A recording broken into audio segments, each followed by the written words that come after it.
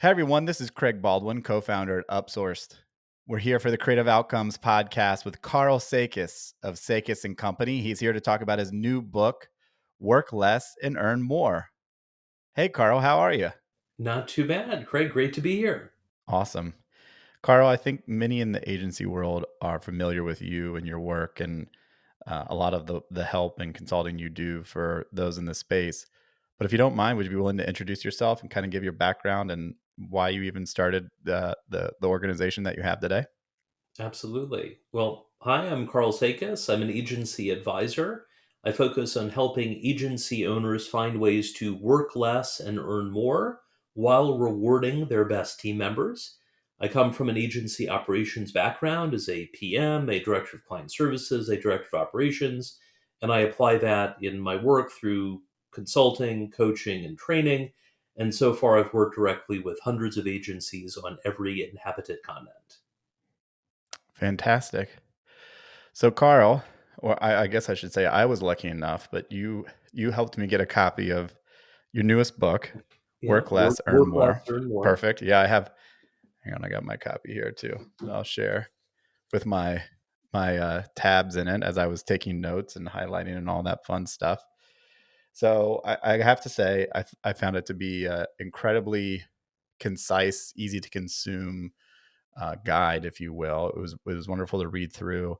Definitely good sort of beach reading or weekend reading. I was able to blaze through it, and I just felt like the lessons provided and the guidance was just so pragmatic and easy to understand. And for me, at least, that's my favorite kind of advice. The things which can sometimes be all duh or all shucks moments, but are so easy to just bonk you in the head. And you really start to think of many different ways that you can apply those lessons to areas of your business or your own behavior.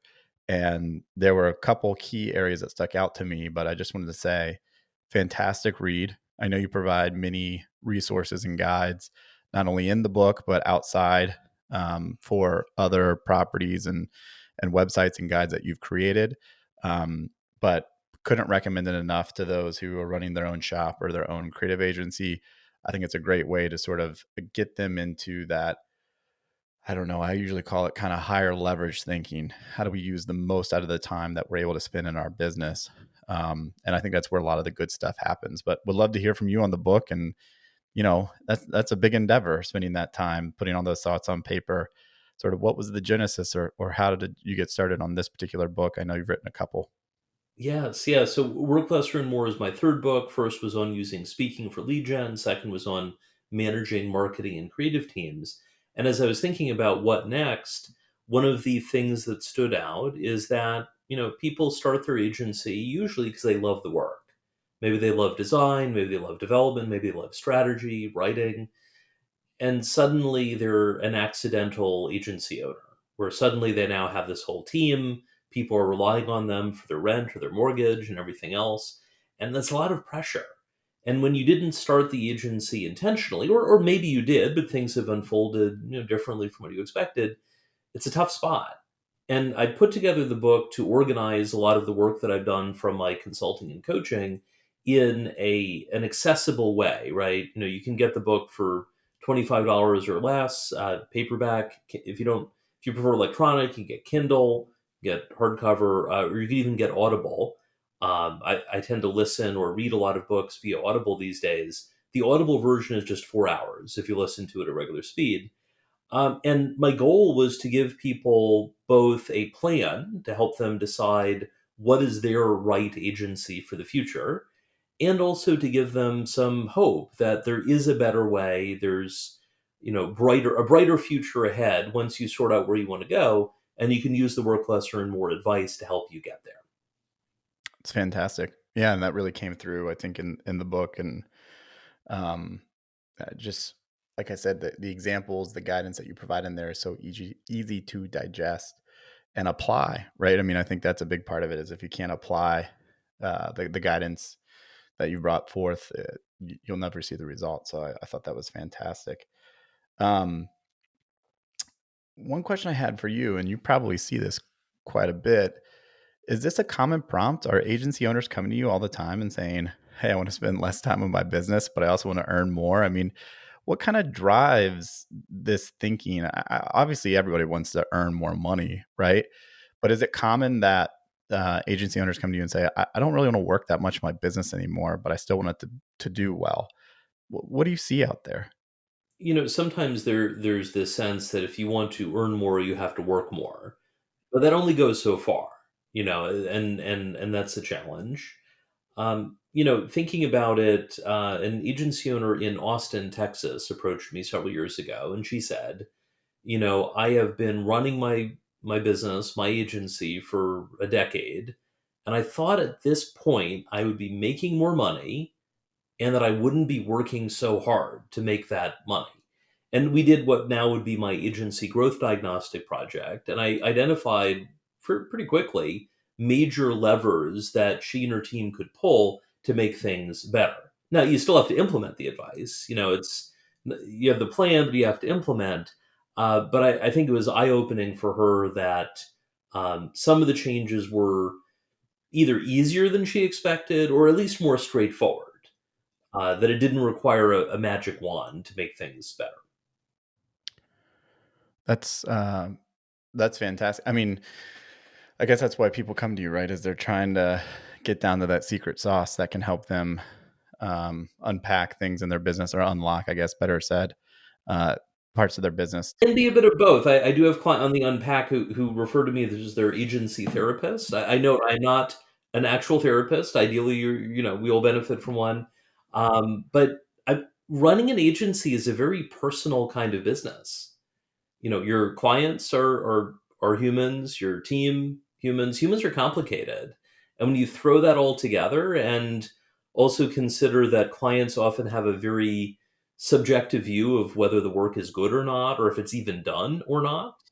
I share in the intro to the book, if a CMO, chief marketing officer, hires a plumber to work on a problem at their house, it's pretty clear, is the problem fixed or not? It's not leaking anymore, or they installed the dishwasher, or whatever's done.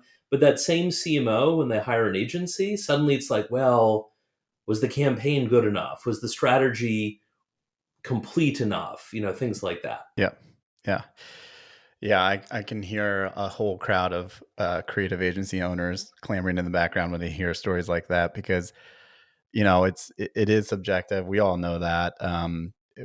And ultimately, none of us really know its performance until it's out in the marketplace and the audience is able to react to it. And sometimes just getting to that point, there's so many things left on the floor before it gets to final production, or within the in the view of the final customer, that people love to argue about good creative and all those things, whether it's campaigns or otherwise. So yeah, what a maddening, it's a maddening profession, let alone if you own an agency, that's for sure.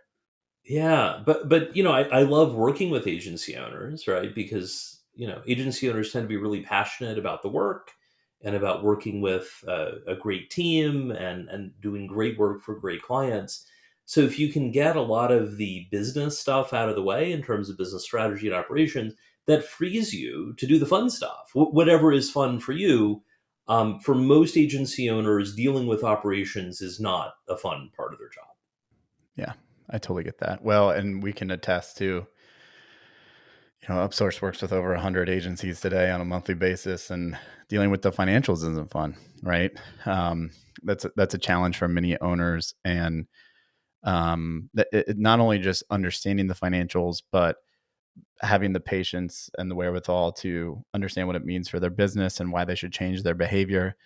Most of them just aren't interested, because that's not their chosen profession, right? These are folks who, by and large, have really great skills. Those skills have led them to starting a business by way of probably consulting or freelancing. And now they have some employees and they're trying to figure out, well, how can I just do more of what I really love? But that equation changes when you have a team and people that you have to support every single day. So It does. I ask new clients as part of the intake process, what do you love doing day to day? What do you hate doing day to day? And what's sort of okay day to day? Maybe you don't love it, but you tolerate it. And I get some interesting answers. People usually want to pull back from billable client work. Maybe they like doing high end client strategy, or maybe they like doing sales, but they don't want to do all of it. You can get your team's help, but you have to let them do it. And it does require having a high quality team. Another thing I'll do a team census where you list everyone on the team and some details, including where they fall on a continuum, which we could describe as new rope versus wet twine. And then there's in the middle. New rope, those are the employees that drive the business forward. They're amazing. They make your life easier. They're maybe the 10x or 100x employees. And then wet twine, on the other hand, those are the employees that often cause drama, tend to be rather unproductive, and make your life harder and require a ton of management overhead relative to their low productivity. There's in the middle, but often in the middle is just sort of a nice way of someone saying someone who's wet twine, but you don't quite want to go there. It's hard to grow your agency and to reach the kind of growth goals that my clients pursue without 100% or nearly 100% new rope. Yeah, totally. Well, I think that's probably a good segue. I'm jumping a little ahead a little bit, but there was a framework in the book that not only was useful, but I thought was really interesting and in a lot of ways comes up with conversations that I even have with clients, either directly or indirectly. But it's really this idea of going from mandatory to necessary to needed to optional as the owner. Talk about that. I mean, maybe this is a framework you've used for years in consulting, but I just thought, man, it's really simple, but a great way for people to work themselves out of certain roles that either they don't want or really aren't worth their time anymore and could be perfectly served by an employee. It's just such a great way to look at problems within the business or areas of growth in the business and get the owner out of those things, you know? Exactly. Well, we could think of it as four stages, and if you're in the book, it looks sort of like a fuel gauge, going from full to empty or empty to full. And it's in chapter 2, the four stages of day-to-day involvement. And the reason this is helpful, if you can understand, identify where you are today in different areas, you can look for ways to improve. For instance, maybe you are currently mandatory as the closer for closing new clients. you know that's hard to outsource, but maybe, for instance, you could have someone else doing the initial screening, so that maybe, for instance, so it's mandatory, necessary, needed, and optional. Maybe you're not going to be optional as the closer initially, but maybe you are needed or necessary for the initial screening, and then you get pulled in later when the stuff only you can do. And you can be in different places at once. So mandatory, that's where, imagine, not only are you not able to take a vacation, you can barely go out for lunch, or to take a couple hours away for an appointment. Something will have blown up, something will have gone wrong. That's stage one, mandatory, no fun. When you become necessary, stage two, things are better, right? You could go away for a couple days. Stuff's probably getting done. Your team's made decisions, sometimes not always the best decisions, but okay, it's getting done. When you get to stage three, when you're needed but not necessary, you can finally go on vacation for a week or two. You've got a reliable team, they're getting things done. You still are involved in a number of things. You're not totally hands off. And for some agency owners, that's great. Like, they want to be involved in the things they choose, but then make themselves optional on the rest. But some people choose to become as optional as possible. That's stage four on that continuum. And in that case, you're optional. And that's especially important if you want to sell your agency, what I would call running an equity oriented agency. You want an exit event, whether it's selling for $5 million, $10 million, something else. Or even if you lean toward the lifestyle side of things, we're imagining lifestyle to equity as a continuum. On the lifestyle side of things, if you are optional, that means that you're spending your day doing things you choose to do rather than things you have to do. Yeah. Yeah. Well, that's brings up another thought I had, which was, is this idea of working less at odds with trying to sell your agency or maximizing the value or getting out of your agency? In some ways, is it a good primer for getting to that point? Because to your point at the beginning, we're all trained to work as hard as possible to maximize the outcome and then maybe take a break or move on to the next thing.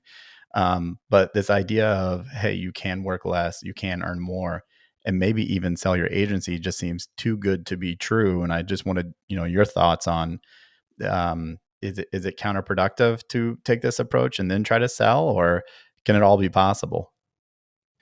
So every agency is unique, and some agencies aren't going to be saleable based on various factors. However, the more optional you can make yourself, the more likely you are to get a good offer from prospective buyers, or one or more.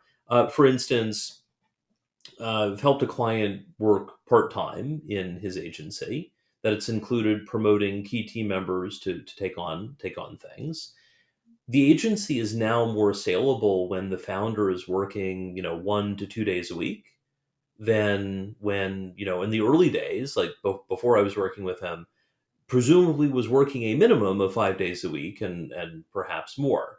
Right. So by being optional, it's like, well, you know what? The founder doesn't have to be there. Great. They can walk away. They don't have to stay forever after the sale. So that's helpful. Another client is working a few days a week, so isn't down to the 1 to 2 yet, but that's included elevating a key team member and things like that. It makes it easier. Now, an important thing on getting there is you're not going to work, say, 2 hours a week to get to that point of making yourself fully optional, right? You're going to work as you are now, and maybe a bit harder to get to that point. And of course, you're making more money along the way. So yeah, I guess it's to reach retirement. You don't start by retiring. You're going to have to work hard to get there. But the idea is that it'll pay off. And importantly, if you focus on the right things, and in my consulting and coaching work, it's what will give you the highest ROI on your time and other resources to help reach your goals faster, more smoothly, and more profitably than if you're doing it on your own. I believe all of my clients would reach their goals on their own. My goal is to help them get there faster. The faster, the easier, the more profitable way when possible.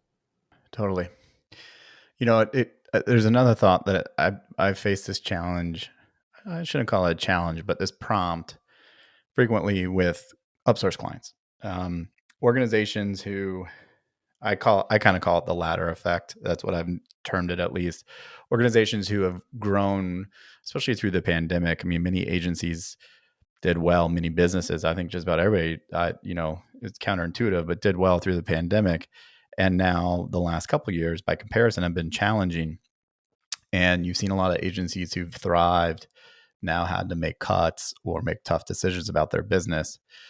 And through that process, we've seen quite a few agencies who got up to 20 and 30 and 40 people and then went through those rounds of layoffs, maybe several, and have now decided, you know what? We never wanted to be that large in the first place. It just kind of happened, right? We only ever wanted to be a 10 person or a 15 person or a 20 person shop. And my gut reaction is typically, well, I don't believe you. And secondly, it's really, really hard, I think, to stay at a certain number in a project based world. So this doesn't necessarily apply to all agencies or all professional service firms, but I always find that it's incredibly challenging to keep the business at the same altitude all the time. And I've talked to other owners, and sort of peers of ours even, who said, well, it's possible. It just takes some work and it takes a lot of kind of operational rigor. And, as I was thinking about this through the context of work less and earn more, I thought, well, work less and earn more would probably facilitate an organization that could be the same size for a while, or maybe grow a little bit over time, right? But is it possible? I mean, are people fooling themselves when they think, or agency owners fooling themselves when they think they can be the same size for the next 20 years? Or do we just live in a boom and bust industry, and business for that matter, where you're only as good as your most recent project? There are a few things going on in what you've raised. I mean, for sure, being a project-based agency is a hard living, right? You're always going to have some projects as new clients come in. Maybe you're doing paid discovery. There's some sort of initial engagement. Maybe you have a past client that comes back and needs some help. They don't need full kind of comprehensive ongoing help, but there are always going to be some projects to an extent. It's a lot easier though when the bulk of your revenue is recurring through clients that you didn't have to resell every single time. So certainly project based is tough. Recurring most of the clients I work with want to grow their recurring. Whether it's growing it to 50% or more, it's growing it to 80 or 90%, recurring makes life easier. To the question of whether staying at the same size is inherently a problem, well, I mean, I guess it depends on what your day to day is like. If you've got a lot of wet twine team members, that's going to be hard anyway, and that's a challenge. If they're all new rope and things are running smoothly, and you've got a strong marketing and sales pipeline, that's going to make it easier. I recently did a 3-part workshop, and it's now available on demand. Diversify your agency's lead gen strategy. If you've got a diversified lead gen strategy that's bringing in new clients or prospective clients from a range of sources rather than depending solely on you as the owner, that makes it a lot easier. Otherwise, you're going to have to go out there and keep finding new clients all the time over and over again. It's boom and bust and things like that. So, strong pipeline helps. Having the new rope, strong employees is helpful. I would also say just be intentional. What is the agency you want? If you want a 10 or 15 person agency, make sure that's a match for your goals. For instance, if your goal is to sell your agency for $100 million, that'd be a pretty big number for most of the independent agencies I work with. You're probably not going to have EBITDA that's high enough as a 15-person agency to sell for $100 million. On the other hand, if your goal is to sell for somewhere between 5 to 10 million, and you've got a highly profitable agency with, if not value based, at least value anchored pricing, strong market reputation, things like that, that could work. So a lot of it depends on what you want, what your goals are, and also consider, what it's going to take to get there. I recently read the Andrew Wilkinson autobiography, new book, Never Enough: From Barista to Billionaire. Definitely recommended read. Like, you could sit down and read it in 1 or 2 sittings if you want. And rather than being a book on how to become a billionaire, although I mean it does talk about how he did it, I think in a sense it's also a cautionary tale about why maybe you don't want to. I mean, the various downsides of being there and getting there. So talk to your financial planner to figure out what your number is, and maybe don't keep going beyond that. Grow to what you need, but don't grow just for growth's sake, just because you're competing with others in a race that they don't even realize they're competing against you. So be intentional about what you want, and then work toward making that happen. Well, it seems to me that's good life advice, not just good agency owner advice. So that's very well said, Mr. Sakas. Very well said. Um, there was one more piece in the book that really resonated with me. I wanted to bring up, and it ties really well to the previous topic we had, which was this idea of spending your time as an owner on things which you'd charge, I think, $1,000 an hour for. Is that right? And sort of like, if you're to use that type of thinking, what would you spend time on? And I commonly refer to this as just, you know, I like the example of simple tools or simple machines, excuse me, and saying like, how can we act like a simple machine in our business, whether that's employees and the things that they're working on each and every day, but especially owners, right? And so how can we find that leverage and spend our time where it's most important, or we get the most of the return of our time, excuse me. And I just thought, you know what, $1,000 an hour, that's a great threshold. If you could just do that, you'd be focused on some pretty big stuff, I imagine, in your business each and every day. Absolutely. And the $1,000 an hour activity idea is, it's a metaphor. You Most agency owners aren't actually charging 1,000 an hour, but imagine if that were your billable rate, you'd be more picky about your time. That also includes how you spend time outside of work. Yeah. For instance, I had a client who was like, got to get the kids to school, pick the kids up from school. Like, it's just, a big hassle. I had another client, in this case, before her kids got their driver's licenses and then could drive themselves. And in that case, she paid someone like $25 an hour to do the school pickup, drop off, get them to sports games and all. And she wasn't doing that all the time, right? Right. Sometimes she Right. was. But, in that case, at the time was billing like 300 an hour for her time. That was a case where paying someone else 25 to deal with something that needed to happen was a better ROI on time. Now, on the other hand, if you have kids and you love driving them here and there and so on, do it. I'm not saying don't do it Right. if you're getting joy from it, but keep in mind, if you're an agency owner, you're in a privileged spot compared to most people in the world. You have a lot of control over your time, and you can also throw money at problems. Right. That, of course, can create new problems. For instance, if you like never see your kids ever Right. because you're outsourcing all of it, that's budget for some future therapy, I guess. But yeah, as business owners, we have more flexibility than I think people always. Sometimes they forget about the flexibility they have. Yeah, totally. It's funny to hear you say that. My wife and I have 3 children, and after a rough week, we always say, "Well, we'll have to up the therapy budget for the kids a little bit this week," because we all have those weeks, whether we own an agency or not. As parents, it's very common. So, no, it's fantastic. Well, Carl, I've talked about some of my favorite parts of the book, things that I really enjoyed that I'm honestly excited to apply and upsource, even though we're not a creative agency, but we're professional services. We work with many agencies, right? So the principles apply. Well, no doubt about that. Anything that I haven't mentioned that you think would just be great takeaways for the audience here for creative outcomes, or things which you think would be really helpful or material? Yeah, one of the most powerful tools in the Work Less, Earn More book is available free of charge.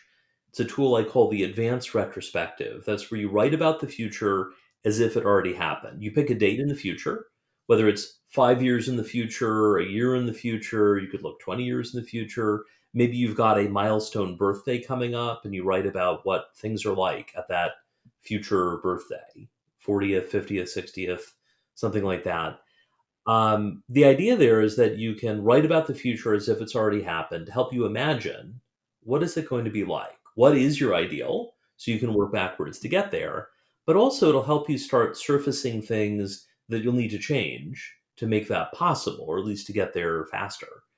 Things like that. I've been doing those for over a decade for myself. I've been doing them with clients as well, and I do an annual one every year where I want to be a year from now, and it's really helpful. It also can help you identify potential challenges, and you can share it with your team. You may, share a version of it with your team to get their help, right? Where they're like, "Oh, okay, so as the owner, they want to do this. Let me make some suggestions here." It also, I mentioned helping owners work less and earn more while rewarding their best team members. You're giving them some opportunities to find ways to make themselves more valuable to you and your business. That leads to raises, that leads to promotions, perhaps profit sharing, perhaps eventually phantom stock if you're hiring someone or promoting them to become, your CEO on your behalf, kind of thing. So it has a lot of win-win potential. So the advanced retrospective, that I describe it in the book, you can also get a free first chapter of the book at worklessearnmorebook.com, along with the workbook to do all of the exercises. And that's whether it's you're listening to Audible or you're getting a print or Kindle edition. It's fantastic. Thank you, Carl. One quick thought I had as you were mentioning that, and again, this is a challenge we face in our own work. In order to work less, you have to be able to delegate and trust those beneath you or beside you. And in some cases, even elevate team members in ways that they hadn't been elevated before so they can be given that responsibility. I also find that can be really challenging for owners to do that. Just that mindset of, well, this is my agency. I want control. I want visibility, especially if I think about some of the most, I don't know, I shouldn't say neurotic, but creatives especially tend to be very particular about what they like and do not like. And it's hard to give up control. Do you find that this is a challenge sometimes with owners? And if so, what would you say to those owners? How do you get them comfortable with the idea of delegating to employees in their business and, basically providing them opportunities to learn and grow and gain responsibility? In my experience, you'd mentioned it's a problem sometimes. I'd say it's a problem almost all the time for everyone at some point. if someone's running a 50-person agency, they've probably sorted most of that out by that point. But say they're in that transition point from 10 to 15 to 20, they may still be struggling with that. For instance, was speaking with an agency owner who has about 15 people now. And one of the key things in my recommendations for the agency growth diagnostic project was around hiring a number two. And that could take different forms. It could be more of an operations oriented person. It could be more of an account oriented person. It could be something else. But one of the things we were talking about around implementing the advice was, well, I've tried this before and things hadn't worked out. And so I was digging into what had happened before, and there were some things that they could do differently next time that should prevent the problems they had before, and prevent future problems, and make the opportunities work out. But I think because they had been burned by delegating before, they were reluctant to do it again, and that's totally understandable. And some of that comes down to looking at what are your growth goals. Can you grow without delegating? Say if you're okay running a 10-person agency and you're doing almost everything and you're not going to become optional. Maybe you're not mandatory stage one, but you're more, needed or necessary. If you're okay with that, great, you're good to go. But I would take a look whenever an agency owner mentions they aren't comfortable delegating to their team. One of the questions I think about is that a team problem or an owner problem? Or it could be both. One of the models that I use is imagine a Venn diagram: desire, competence, and capacity. You need all three of those for something to get done. So if you're like, my team can't do it, if it's that the team is missing desire and or competence and or capacity, yeah, that's reasonable not to delegate. But if they have all three of those, then it's like, well, okay, what will you need to feel more comfortable? And in that case, my one of my assignments for the owner before our next call was basically describe what would you need to feel more comfortable delegating, and in a particular delegating at an executive level for number two. So, if anyone's hearing this and you're like, yeah, I don't like delegating. First, does your team have desire, competence, and capacity to get the job done? If not, fix that. But if they do, if they have that, take a look at what seems to be in the way. And there may be some things I can do to help as a coach, and some of the things may be more therapy oriented, or a combination of the two. But there is hope. You will have to start making some changes that may be uncomfortable initially, but I bet in a few years you'll look back and it's like, should have done that sooner. But it's okay. Start now. Yeah, no, that's fantastic. Thank you, Karl. Well, listen, I think that's a great cap on the interview. This has been wonderful. I really appreciate your time.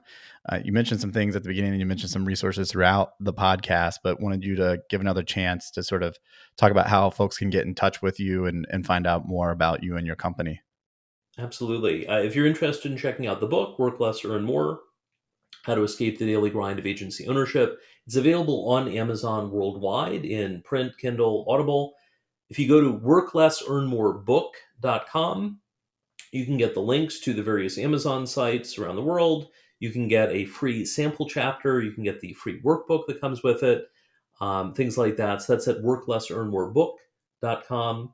And if you're interested in checking out some of my other free materials or learning more about my consulting services, there are over 400 articles on my site. That is sakasandcompany.com. That's SAKASAND, the word company.com. And you can get all kinds of free stuff there. Awesome. Well, with that, Karl Sakas, everyone, thank you so much for your time today, Karl. I really appreciate it. Thank you, Craig. And for everyone out there, good luck.